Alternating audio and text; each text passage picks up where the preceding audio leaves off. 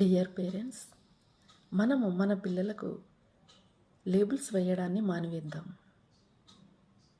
ఉదాహరణకి అల్లరి చేసే పిల్లలకు వీడు అల్లరివాడని, చదవని పిల్లలకు వీడు చదవడని, స్టబ్బన్గా ఉండే పిల్లలకు వీడెప్పుడు స్టబ్బన్గా ఉంటాడని.